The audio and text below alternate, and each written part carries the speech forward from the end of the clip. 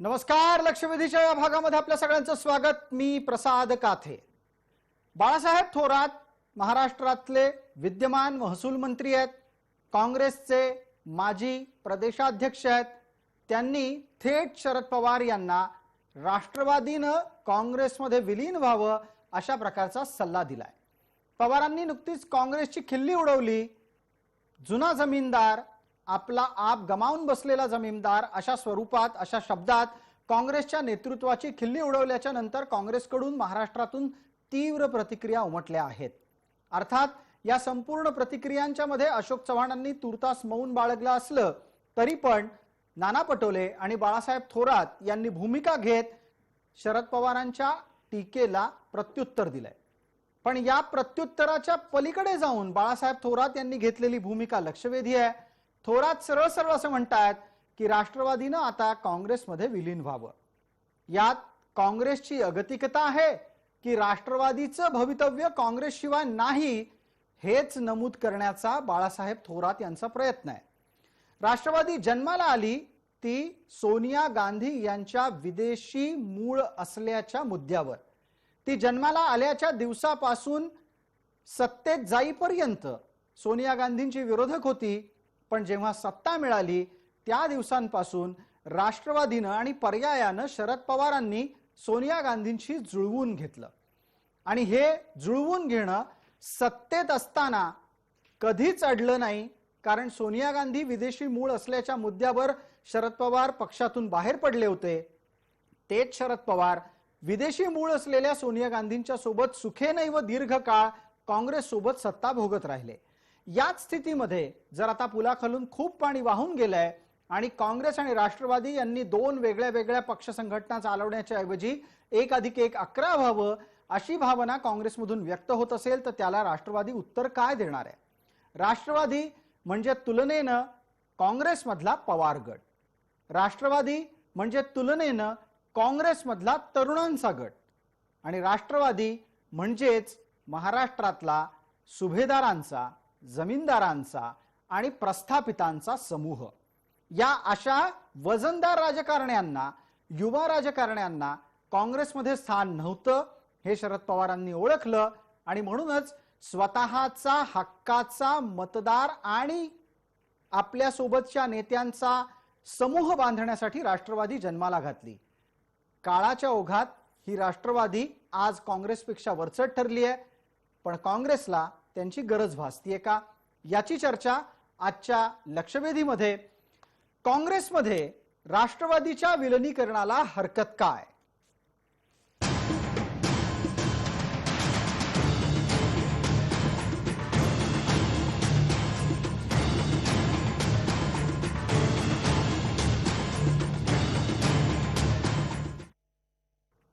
या चर्चेची सुरुवात करण्यासाठी आपल्यासोबत काँग्रेसकडून डॉक्टर राजू वाघमारे आहेत, राष्ट्रवादीच्याकडून विद्याताई चव्हाण आहेत आणि दोन ज्येष्ठ राजकीय विश्लेषक आहेत, मकरंद मुळे आणि जयंत माइंडकर.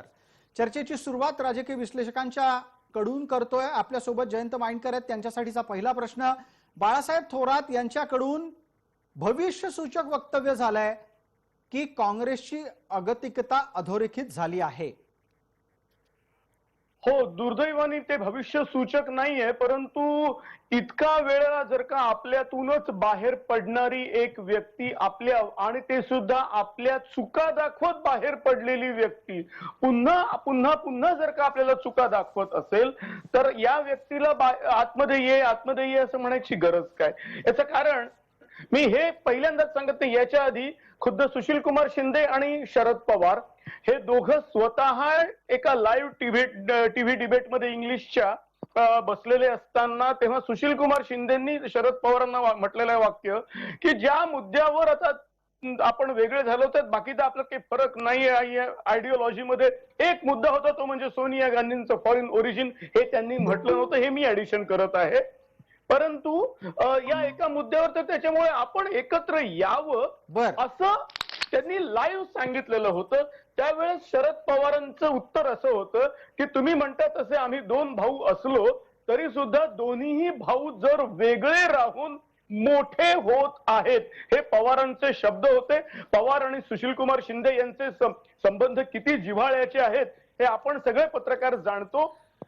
तर त्याच्यामुळे त्यांनी सांगितलं जर दोन्ही भाऊ हे वेगळे पण राहून जयंत एकत्र माइंडकर जयंत माइंडकर काळाच्या ओघामध्ये एक भाऊ मोठा झाला, एक भाऊ लहान होत गेला, हेही अधोरेखित झालेलं आहे. मकरंद मुळेंसाठीचा पुढचा प्रश्न आहे. मकरंद मुळे, राष्ट्रवादीत असं कोण असेल की ज्याला आता काँग्रेसमध्ये जायचं नाहीये, काँग्रेसमध्ये जाऊन कुणाचं ना कुणाचं तरी काय किंवा थेट गांधींचं मांडलिक व्हायच्या ऐवजी राष्ट्रवादीत स्वतःचा सुभा सांभाळण्यात ज्याला जास्त इंटरेस्ट आहे, तीच माणसं राष्ट्रवादीचं काँग्रेसमध्ये विलीनीकरण होऊ देणार नाहीत, अशी कोण मंडळी असू शकतात? मकरंद मुळे. नाही, मुळात तुम्ही जे अगदी सुरुवातीला जी काय होऊ शकतं हे सूचक आहे का? तर राजकारणात काही होऊ शकतं. म्हणजे उद्या काही आणखीन तर आपण काही जी मुळात काही आपण दिवसापूर्वी बोला. शरद विद्याताईंच्या इकडचा आवाज ऑन एअर जातोय, तो थांबूयात. मकरंद मुळे, आपण आपली भूमिका मांडा. शरद पवारांनी काही दिवसापूर्वी वक्तव्य केलं, त्याला खरं म्हणजे हे बाळासाहेब थोरात यांनी दिलेलं उत्तर आहे. आणि आपण जी सगळी चर्चा करतोय की राष्ट्रवादी मुळात वेगळं होणं, कारण शरद पवारांच्या अस्तित्व, स्वतःचं वेगळेपण, असं सगळेच मुद्दे राजकारणाच्या ओघातले सगळे, ज्याची काही आता कमी वेळात चर्चा होणार नाही ती सगळी होती. पण परत एकदा आता कदाचित काँग्रेसची अवस्था अशी आहे की पंजाबमध्ये ते आपसातच भांडतायत, तिकडे राजस्थानमध्ये त्यांचं आपसातच जमत नाही. असं असताना महाराष्ट्रात जे सरकारमध्ये आपण गेलेलो आहोत ते सरकारही टिकावं आणि जमलं तर सरकारच्या आधारे पक्षही वाढावा. असा पक्ष वाढत असताना एकीकडे मग राष्ट्रवादीला म्हणावं आमच्यात या काठावर का बसता आणि चुका का दाखवता, आपण सगळे मिळून ते दुरुस्त करू, आपणच केलेल्या चुका, अशी राजकीय भूमिका घेण्यात गैर काही नाहीये. पण इतके सगळ्या राष्ट्रवादीच्या ज्या सगळ्या सवयी आहेत ते काँग्रेसला झेपणार आहे का? ज्या प्रकारची राष्ट्रवादीतली मोठमोठी काही असो, एकेका जिल्ह्यात असतील, तालुके असतील, पण जी काही व्यक्तिमत्व उभारलेली आहेत ही मुळात आत्ताच्या काँग्रेसच्या महाराष्ट्राच्या नेतृत्वाला झेपणार आहेत का? हा कळीचा मुद्दा आहे. त्यामुळे मला तर नेहमी वाटतं की राज्यातले महत्वाच्या प्रश्नांकडनं दुर्लक्ष हे दोन पक्ष परत काही दिवसांकरता आपसात भांडून आत्म्यात येतात की काय, अशी एक सामान्यांच्या करताही शंका आहे. अच्छा, यात आता आपल्या सोबत दोन्ही राजकीय प्रवक्ते जोडले गेलेले आहेत. विद्याताई चव्हाण राष्ट्रवादीकडून आहेत, आपल्या सोबत काँग्रेसचे डॉक्टर राजू वाघमारे आहेत. डॉक्टर राजू वाघमारे, प्राप्त परिस्थितीमध्ये काँग्रेस कमकुवत होतीये म्हणून त्यांना राष्ट्रवादीची आणि शरद पवारांची मदत हवी आहे का? मग या जर चर्चेला सुरुवात करायची असेल तर भविष्यात काँग्रेसचं नेतृत्वच पवारांना देऊन टाका, असा कोणी सल्ला राष्ट्रवादीतून दिला तर? सगळ्यात प्रथम म्हणजे कातेजी, काँग्रेस कुठेही कमकुवत होत नाहीये किंवा काँग्रेस कुठेही कमकुवत झालेली नाहीये. त्याच्यामुळे काँग्रेसचं बळ आणि काँग्रेसची ताकद ही अगदी व्यवस्थित राजकारणामध्ये आहे. राजकारणातल्या काही चढ उतारामध्ये कमी जास्त प्रमाण होतं, पण काँग्रेस एक राष्ट्रीय पक्ष आहे आणि काँग्रेसची ताकद अगदी मजबूत आहे. त्याच्यामुळे असं काही होण्याचा काही प्रश्न येत नाही. हा पहिला मुद्दा. दुसरा मुद्दा असा की आदरणीय बाळासाहेब थोरातांचं वक्तव्य जर आपण बारकाईने ऐकलं तर त्याच्यामध्ये त्यांनी सांगितलं की ज्या पद्धतीने राजकीय तत्व आहेत, मंत्री आहेत, hello hello hello doctor Waghmare, आपण बोलत राहा हॅलो. सलग. माझी फक्त विनंती नाही, बाकीच्या तमाम आपल्या सोबतच्या मान्यवरांना आहे, आपण जेव्हा बोलत नसाल तेव्हा आपले माईक कृपया ऑफ ठेवा, कारण तुमचा आवाज सातत्याने एकमेकांमध्ये जातोय. डॉक्टर वाघमारे, आपण असा दावा करताय की काँग्रेस कमकुवत झालेली नाही. मला वाटतं हा थोडा धाडसाचा दावा आहे. संख्येमध्ये तुम्ही आता राष्ट्रवादीपेक्षा 12 कमी आहात, 12 जवळपास 10 कमी आहात, 10-12. नाही प्रसादजी, एक गोष्ट लक्षात घ्या की 10-12 कमी असलो तरी मतांची टक्केवारी आपण बघू शकता. काही जागांमध्ये यावेळी आमचा पराभव झाला असेल, पण मतांची टक्केवारी बघितली तर आमच्यात आणि त्यांच्यात तेवढा फरक नाहीये. हा पहिला मुद्दा. दुसरा मुद्दा असा की राजकारणामधल्या चढ उतारामध्ये काही वेळेला तुम्हाला कमी प्रमाणात जागा मिळतात, पण याचा अर्थ की तुमचा पक्ष कमकुवत झाला असाही होत नाही. त्याच्यामुळे पण मग डॉक्टर वाघमारे, आपण राष्ट्रवादीच्या तुल्यबळ आहात का? राष्ट्रवादीला टक्कर देऊ शकताय का? मग बाळासाहेब थोरातांना गरज का पडावी की शरद पवारांचा पक्ष विलीन करावा काँग्रेसमध्ये, असं म्हणण्याची? नाही, पहिली गोष्ट की थोरात साहेबांनी असं कोणतंही विधान केलं नाही. ते विधान मीही ऐकलेलं आहे की तुमचा पक्ष विलीन करा, असं त्यांनी सांगितलं नाही. त्यांनी सांगितलं की आपले विचार हे एक विचार आहेत, आपण घटनेला मानणारे लोक आहोत आणि आपले विचार एक आहेत, तर आपण एकमेकाच्या विरोधात बोलण्यापेक्षा आपण एकत्र येऊन काम करायला पाहिजे आणि एकत्र येऊन आपण लढा दिला पाहिजे, अशा पद्धतीचं विधान आहे. पण त्याच्यामध्ये डॉक्टर विलनीकरणाची कोणतीही आपण भूमिका जे काही सांगता आहात त्यातल्या राजकीय अर्थालाही लपवून राहता येणार नाही. विद्याताई आपल्यापर्यंत पोहोचतो. जयंत माइंडकर एकदा पटकन यावरही बोला. जे थोरातांनी केलेलं विधान आहे त्याची वस्तुस्थिती तीच आहे का जी राजू वाघमारेंना सांगायची आहे, की बिटवीन द लाईन काहीतरी आहे जे राजू वाघमारेंना सार्वजनिकरित्या मान्य करायचं नाहीये? एक त्यांचाही डायलेमा आपण समजून घेऊया आणि शेवटी आपण पत्रकार म्हणून आपली आयडिओलॉजी दूर ठेवून आपण थोडस विचार केला. त्यांचं म्हणणं असं आहे की जर शब्दशः जर का गेलो आपण तर हे काय म्हणत आहेत बाळासाहेब थोरात, की आपण एकत्र येऊन काम करूया. पण एकत्र आहेतच. 15 वर्ष 99 ते 2014 एकत्रच होते. मधलं एक इलेक्शन सोडलं, पुन्हा 19 पासून एकत्र आहेतच. 2 नाही उलट 3 पक्ष आहेत. मग आता एकत्र यायचं काय? तर मग अगदी याच्यावर डॉक्टर वाघमारेंना उत्तर द्यायचंय. आणखी एकत्र यायचं म्हणजे काय यायचं? मग विलीनच होऊन जायचं. नाही नाही नाही, एक गोष्ट लक्षात घ्या की बाळासाहेबांचं जे जी हे बाळासाहेबांचं विधान पवार साहेबांच्या विधानाच्या कॉन्टेक्स्ट मध्ये ते विधान होतं आणि त्याच्यावर बाळासाहेबांनी स्पष्ट सांगितलं की एकमेकावर आपण टीका करण्यापेक्षा, एकमेकांना बोलण्यापेक्षा आपण या ध्येयाखाली, कारण आपण ध्येय जे आहेत ती आपली एकच आहेत, आपण घटनेला मानणारे आहोत, आपण एकत्र काम करूया, म्हणजे एकत्र येऊन करूया. त्याच्यापेक्षा एकमेकांच्या चुका दाखवण्यापेक्षा आपण बरोबर एकत्र काम करूया. ठीक आहे. आता डॉक्टर वाघमारे, आपण ज्या 2 मुद्द्यांना वारंवार स्पर्श करत आहात, की एक म्हणजे काँग्रेस आणि राष्ट्रवादीचं ध्येय एक आहे, एकत्र येऊन काम केलं पाहिजे. हा दुसरा मुद्दा. विद्याताई चव्हाण, थोडक्यात काय, काँग्रेसला पवारांनी काढलेला चिमटा झोंबलेला आहे, पुन्हा पुन्हा चिमटे काढू नका असं सांगायचंय काँग्रेसला? नाही, मला असं वाटतं की आपण सगळे राजकीय विश्लेषक आहात, पत्रकार आहात आणि मी आणि राजीवजी पक्षाची भूमिका मांडतोय.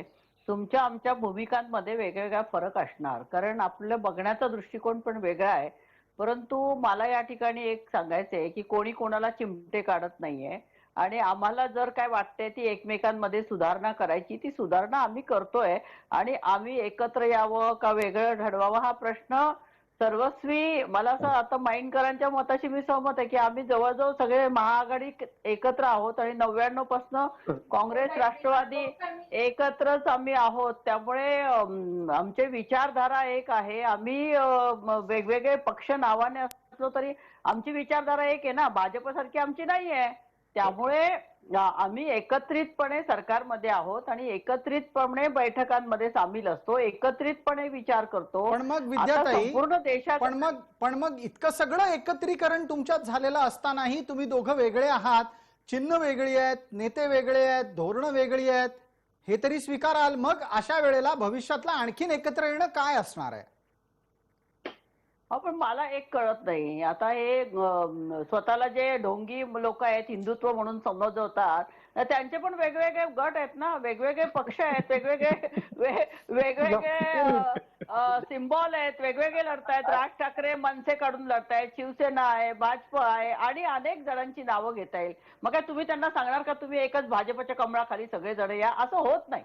समजलं ना, विचारधारा असतात प्रत्येकाच्या आणि आम्ही वेगळे होऊन आता 20-22 वर्ष होऊन गेलेले आहेत आणि आम्ही एक पक्ष म्हणून आम्ही स्वतः विकसित झालेलो आहोत, डेव्हलप झालेलो आहोत. आमची स्वतःची काम करण्याची पद्धत आहे. आम्ही निर्णय अतिशय जलद गतीने आणि चांगल्या प्रकारे घेतो आहोत. विद्याताई, एक गोष्ट तर स्वीकाराल की 3.5 जिल्ह्यांच्या पलीकडे राष्ट्रवादी पोहोचली नाही. काँग्रेस आजही दलित आणि अल्पसंख्याकांचा सगळ्यात मोठा न्याय देणारा पक्ष म्हणून ओळखला जातो. गावागावात, गल्ली गल्लीमध्ये काँग्रेस आहे, तितकी राष्ट्रवादी आहे?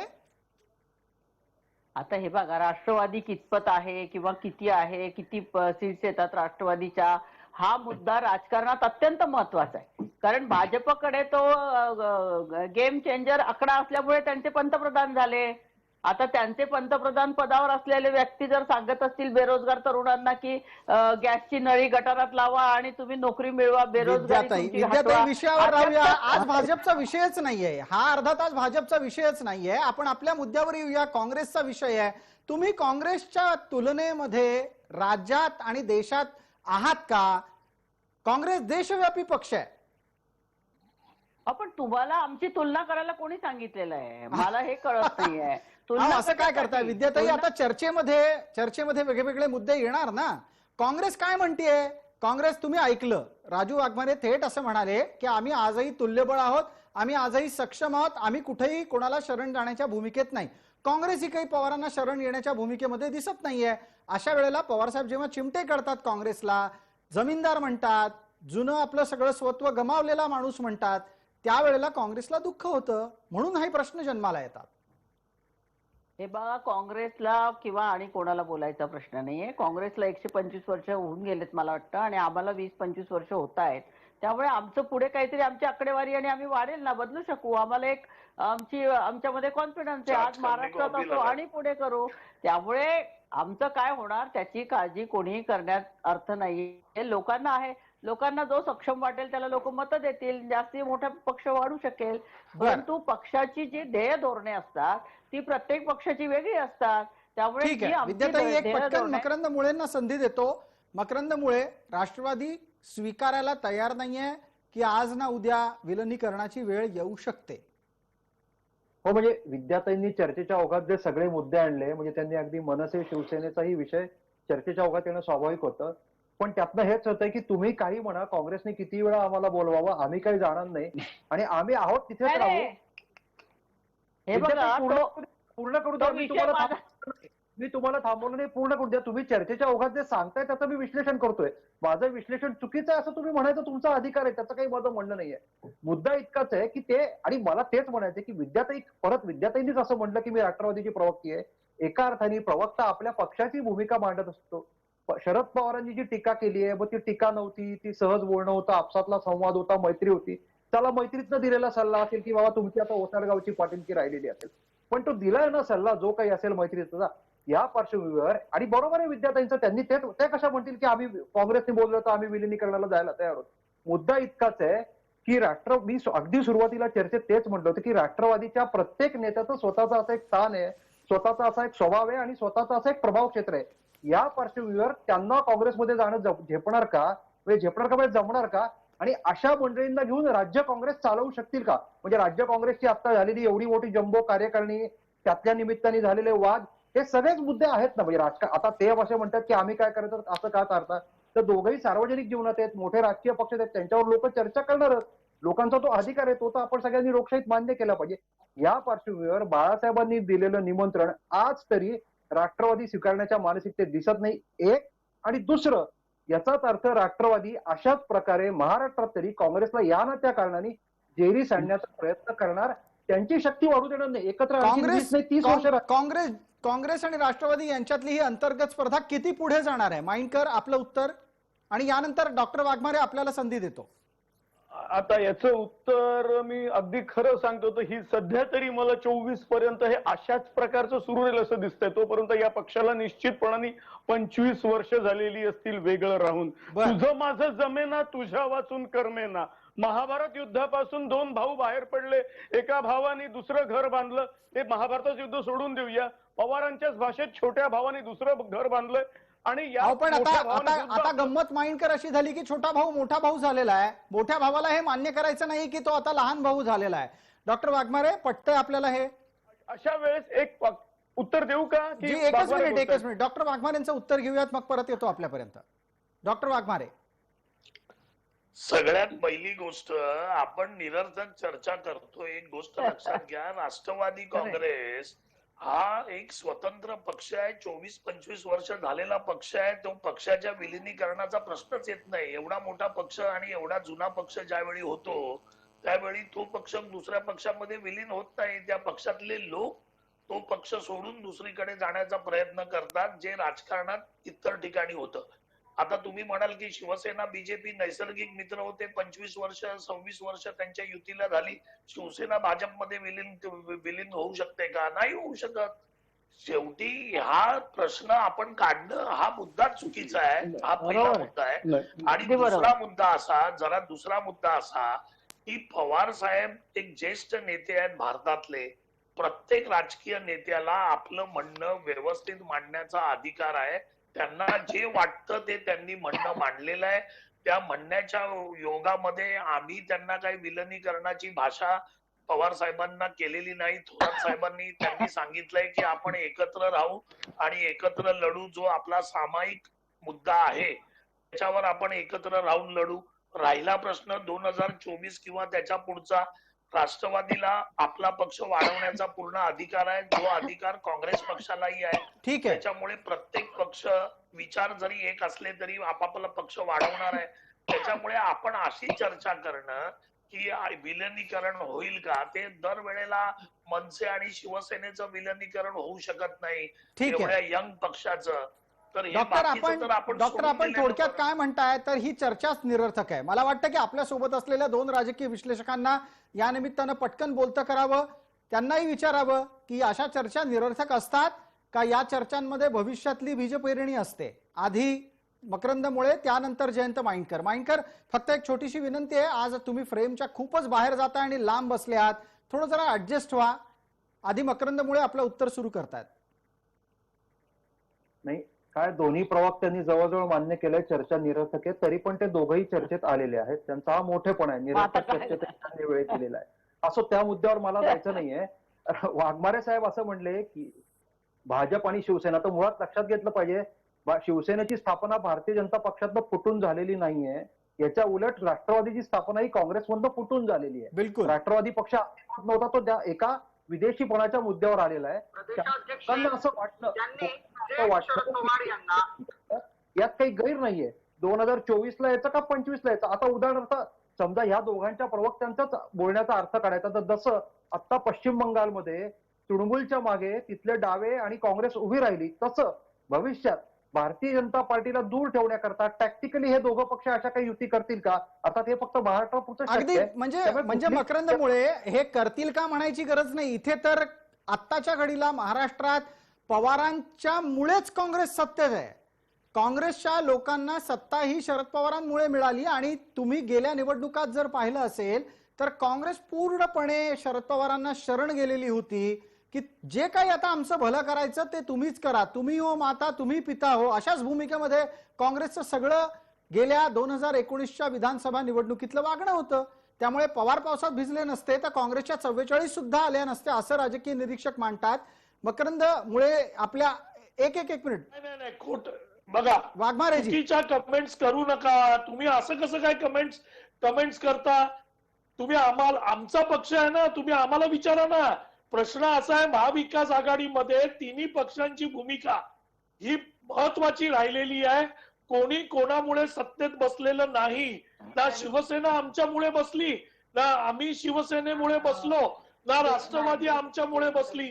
प्रत्येक पक्षाचं तेवढंच महत्व आहे जेवढं एका सिंगल पक्षाचं आहे. नाही पण डॉक्टर एक गोष्ट आकड्याच्या आधारित बोलूया. तुम्ही तिघही म्हणताय की म्हणे आम्ही कोणाही एकाच्या मुळे नाही, पण तुमच्या तिघांमधला एकही बाहेर गेला तर बाकीचे कोणीच उरणार नाहीत. सत्तेत नाही. एक गोष्ट लक्षात, प्रत्येकाला प्रत्येकाची गरज असते आणि त्या गरजेपोटी प्रत्येक जण सत्तेमध्ये आहे हे कबूल केलं पाहिजे प्रत्येकाने. त्याच्यामुळे आमच्यामुळे कोण आहे किंवा त्यांच्यामुळे आम्ही आहोत असं आम्ही कधी म्हणत नाही आणि कोणी म्हणालेलं आम्ही सहनही करणार नाही. त्याच्यामुळे प्रत्येक जण आपल्या राजकीय फायद्यासाठी या महाविकास आघाडी आणि समाजाचा सामायिक मुद्द्यावर विकास करण्यासाठी एकत्र आहे. अच्छा, आपण असं म्हणताय की समाजाच्या विकासासाठी हे तीन पक्ष एकत्र आले आहेत. जयंत माइंडकरांना एक संधी देऊयात. माइंडकर, आपल्याकडे 1 मिनिटाचा वेळ आहे. काँग्रेसला काही सहन होत नाहीये की पवारांमुळे काँग्रेस सत्तेत आहे हे स्वीकारायची त्यांची तयारी दिसत नाहीये. खरा प्रॉब्लेम काय आहे सर, हे जे सुरू झालं ना एका शब्दामुळे झालेलं आहे की काँग्रेस आता एक अशी जमीनदारी आहे की ज्याची हजारो एकर जमीन होती आणि आता नुसती गढी उरली आहे. खरं तर आपण ज्या पक्षातून बाहेर पडलो आणि आपल्यामुळे फॉरेन ओरिजिनचा मुद्दा आपण एवढा मोठा वाढवला, त्याच्यामुळे मोठ्या प्रमाणात पक्षाची बदनामी झाली. आज 22 वर्षांनी आपण त्याच पक्षाला सल्ला द्यायला जातोय. हे वाक्य खरं तर डायजेस्ट करणं हे काँग्रेसला कठीण आहे. पण तुम्ही म्हणता ते पण बरोबर आहे. म्हणजे तुम्हाला माइंडकर तुम्हाला हे अधोरेखित करायचंय की पवारांनी बाहेर पडून काँग्रेसचं जास्त नुकसान केलं. हो, अगदी मी खुलेआम सांगतो, विश्वनाथ प्रताप सिंग शरद पवार यांनी काँग्रेसचं फार मोठ्या प्रमाणात नुकसान केलेलं आहे, उघड सत्य आहे. आणि तेवढं नुकसान केल्यानंतर आता पुन्हा तीच माणसं काँग्रेसला सल्ले देत आहेत. हो, आणि तोच आणि निव्वळ सल्ले देत नाही, आपलं म्हणणं अगदी बरोबर आहे. हे राजू वाघमारे यांची थोडासा मी असहमत आहे. याचं कारण या सध्याच्या सरकारचे करते धरते केवळ शरद पवार आहेत. शिवसेनेला काँग्रेस आणि राष्ट्रवादीच्या बरोबर उभं करण्याचं श्रेय हे केवळ शरद पवारांचं आहे. आणि मग असं असताना मकरंद मुळेंसाठी एक प्रश्न आहे, वेळेची मर्यादा आहे, दोन्ही राजकीय प्रवक्त्यांना चर्चा निरर्थक वाटत असली तरी पण जाता जाता एक पटकन छोटासा प्रश्न, मकरंद मुळे हे इतकं सगळं घडूनही काँग्रेस सोबत जायचं नाही हे राष्ट्रवादीने ठरवलंय. मग उद्या राष्ट्रवादीचं भवितव्य काय आणि उद्या काँग्रेसचं भवितव्य काय? नाही, मी म्हटलं असं राजकारणात उद्याचं काय हे आता लगेच असंच आहे असं होईल असं सांगता येणार नाही. पण कुठलीही शक्यता नाकारता येणार नाही. त्यातला मुद्दा काय राहतो की राष्ट्रवादीचा जो काही एक वर्चस्ववाद महाराष्ट्रात आहे तो काँग्रेसच्या राज्याच्या नेतृत्वाला झेपणार आहे का, हा खरं म्हणजे कळीचा मुद्दा आहे. आणि परत राहुल गांधी, सोनिया गांधी, प्रियांका गांधी यांना आता शरद पवार चालणार आहेत का, हा पुढचाही मुद्दा आहे. कारण एकीकडे तिकडनं ज्योतिरादित्य शिंदेंनी पक्ष सोडलाय, सचिन पायलट उद्या काय करतील माहित नाही, उत्तर प्रदेश मधले काँग्रेसचे नेते बाहेर पडतायत. आज आपल्या लक्षात आलं असेल की जयसिंगांच्या नातवानी भारतीय जनता पार्टीत प्रवेश केलेला आहे. अशा जयसिंग हे माजी राष्ट्रपती होते आपले. या सगळ्या पार्श्वभूमीवर जे काही चित्र आहे त्यात महाराष्ट्र काँग्रेस एका विचित्र पेचात आहे हे नक्की आहे. आणि आता शरद पवारांना घेऊन बरोबर जायचं का काय करायचं हा मुद्दा आहे त्यातला. अगदी आपल्याला चर्चेला वेळेची मर्यादा, आपण सर्व मान्यवर या चर्चेत सहभागी झालात त्याबद्दल आपले मनपूर्वक आभार. तुर्तास कोण काय कधी कसं करणार यावर आपलं बारीक लक्ष राहीलच. आताच्या चर्चेत इतकंच. सर्व प्रेक्षकांना जय महाराष्ट्र.